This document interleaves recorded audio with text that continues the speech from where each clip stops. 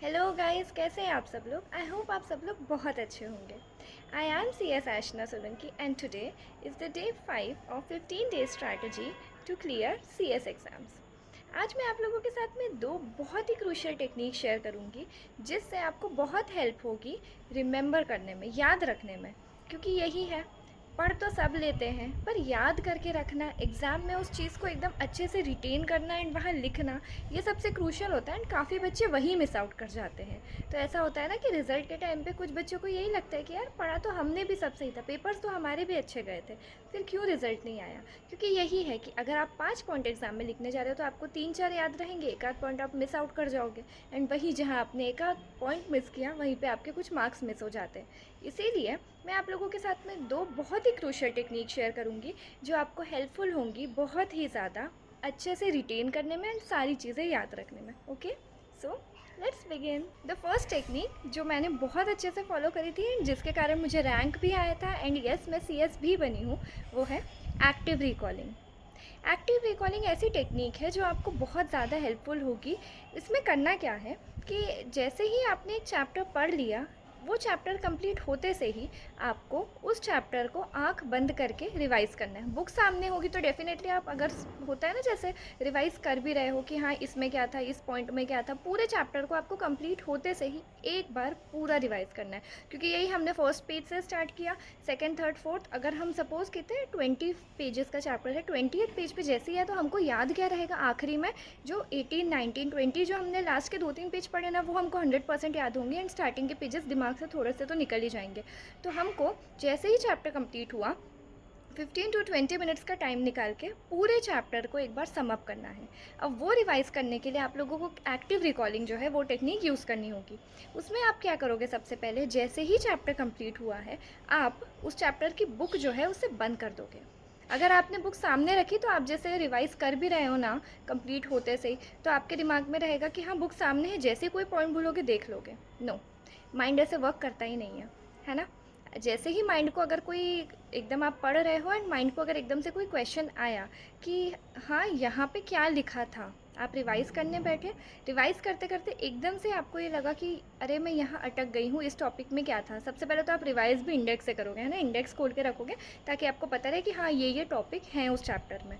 तो उस टॉपिक को आपने देखा, फिर अब आप 5 पॉइंट रिवाइज़ करोगे कि इसमें 5 पॉइंट मैंने कौन से पढ़े थे।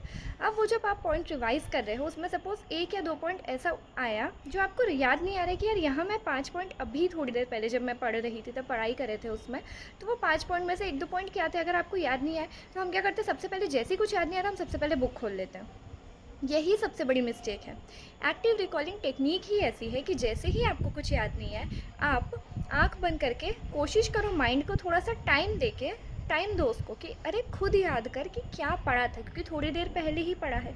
अगर जैसे ही माइंड में क्वेश्चन है हम फटाफट उसके आंसर अगर माइंड को दे देते हैं ना कि हाँ अच्छा इसमें ये था, तो माइंड ज़ोर ही नहीं देता है। एंड वो चीज़ जो आपको बहुत लॉन्ग टर्म के लिए याद हो सकती थी, उसको आपने अभी के अभी यहीं के ही आंसर दे के ना माइंड को, उस चीज़ को आपने वहीं स्टॉप कर दिया। इसीलिए आपको यही करना है कि जैसे ही माइंड में कोई भी क्वेश्चन आए, आपको बस फटाफट बुक नहीं खोलनी है, आपको माइंड को थोड़ा सा टाइम देना सोचने के लिए कि यस थिंक अबाउट इट कि वहाँ पे क्या और लिख सकते थे हम, क्या वहाँ पे आ सकता है, कौन सा वो पॉइंट हो सकता है, क्योंकि हमने अभी थोड़ी देर पहले पढ़ा था। आप कोशिश करके देखो। एक्टिव रिकॉलिंग टेक्निक सच में बहुत ज़्यादा हेल्पफुल है, क्योंकि इससे आपके माइंड को जब आप जोर देते हो ना कि हाँ यहाँ लिखा क्या था, क्या हो सकता है, तो माइंड और अच्छे से वर्क करता है एंड यस आपको चीज़ें बहुत लंबे टाइम के लिए रिटेन रहेगी।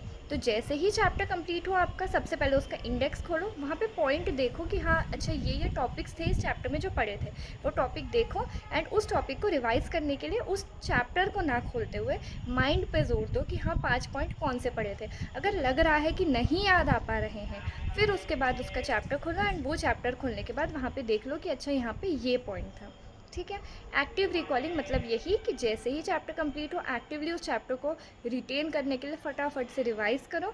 अगर याद नहीं आता है तो माइंड पे जोर दो एंड बैठ के 2-3 मिनट थोड़ा कोशिश करो कि हाँ क्या पढ़ा था, क्या हो सकता है। जैसे ही आप माइंड को जोर दोगे एंड वो चीज़ आप इस तरह से रिवाइज़ करने की, है ना, रिटेन करने की कोशिश करोगे ना, तो आप खुद देखना आपको वो चीज़ बहुत लंबे टाइम तक याद रहेगी एंड प्रॉब्लम नहीं आएगी। Okay, now the second cheese is random feeding.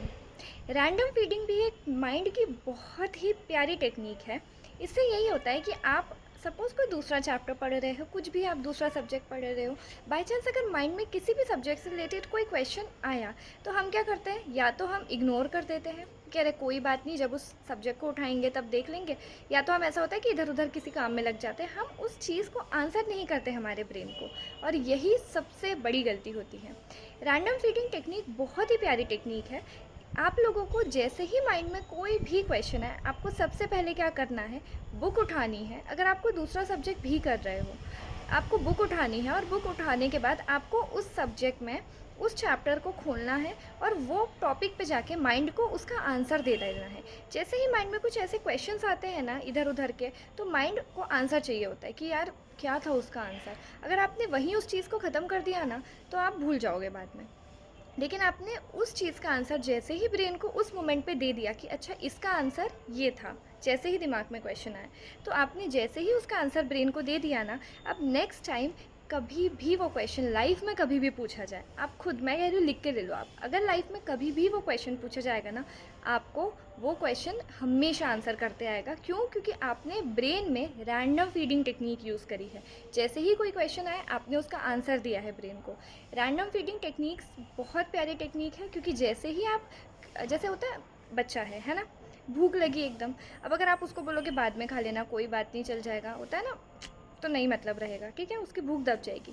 लेकिन जैसे ही भूख लगी, आप एकदम से खुद के पेट को कोई बहुत ही टेस्टी चीज़ खिला देते हो ना, तो आपको वो चीज़ 4, 5, 10 दिन तक भी याद रहती है कि यार उस दिन मुझे एकदम से बहुत तेज़ भूख लगी थी एंड मैंने ये वाली चीज़ खाई थी।